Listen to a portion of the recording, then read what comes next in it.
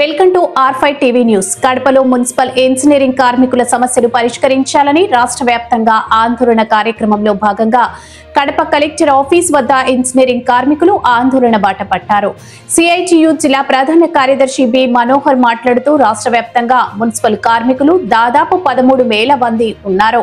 వారికి 15,000 వేతనం ఇవ్వడం, పారిశుద్ధ్య కార్మికులకు 21,000 ఇవ్వడం జరుగుతుంది. రాష్ట్రం అంతటి కీలక రోల్ పాలించేది ఓన్లీ ఒక water, lighting, horticulture, town planning వారు కదా అని చెప్పారు. అదే విధంగా ప్రజలకు నిత్యం సేవలు చేయడంలో ఇంజనీరింగ్ కార్మికులు కదా అని వారి ప్రభుత్వం డిమాండ్ చేశారు. గత వైఎస్పీ ప్రభుత్వం పరిశుద్ధ మరియు ఇంజనీరింగ్ కార్మికులకు జీతంలో వ్యత్యాసం పెట్టి మున్సిపల్ కార్మికులకు అన్యాయం చేసిందని, వారి కుటుంబాలకు ద్రోహం చేసిందని, ఈ నెల లోపల వారి డిమాండ్లు పరిష్కరించలేనని, లేని పక్షంలో ఆందోళనలోకి పోవడం కాక నిరవాధిక సమ్మెలో పోతాము అని వారి కుటుంబ ప్రభుత్వం డిమాండ్ చేశారు.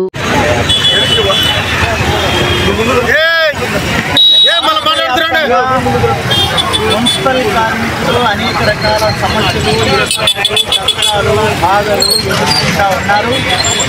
ఈ బాధలు, ఈ కష్టాలన్నీ కూడా తక్షణమే రాష్ట్ర ప్రభుత్వం పరిష్కరించాలని చెప్పి ఈరోజు AP municipal workers and employees federation జిల్లా కమిటీ ఆధ్వర్యంలో కడప కలెక్టరేట్ వద్ద నిరసన కార్యక్రమం జరుగుతూ ఉన్నది. ముందుగా ఈ రాష్ట్రంలో అత్యధికమైనటువంటి పాత్ర శానిటేషన్ వర్కర్స్, ఇంజనీరింగ్ వర్కర్ల పాత్ర కీలకమైనదిగా మనం భావిస్తూ ఉన్నాం. మన శరీరంలో వెన్నముక్క ఎలాగో ఈరోజు మున్సిపల్ వర్కర్ల పాత్ర అంత కీలకమైనదిగా నేను భావించడం జరుగుతూ ఉన్నది. ఎందుకంటే ఈరోజు మినిమం మున్సిపల్ వర్కర్లకు 26,000 ఇవ్వాలి, పబ్లిక్ శానిటేషన్ కార్మికులకు 21,000 వేతనం, ఇంజనీరింగ్ వర్కర్లకు 15,000 వేతనం ఇచ్చే పరిస్థితి సరైంది కాదు.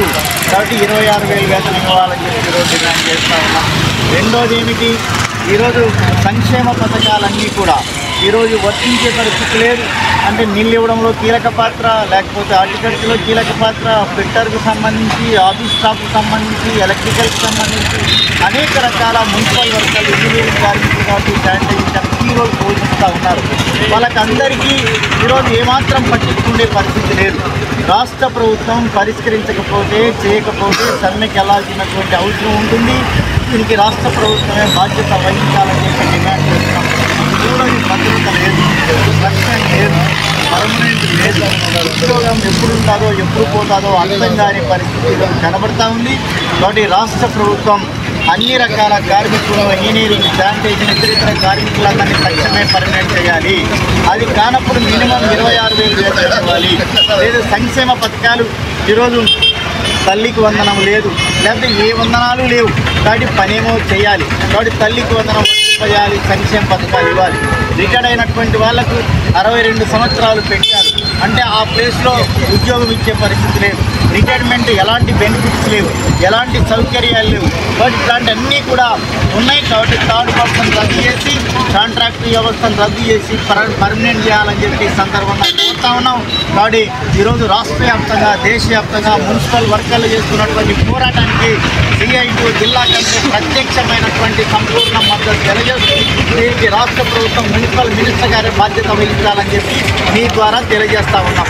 Thank you.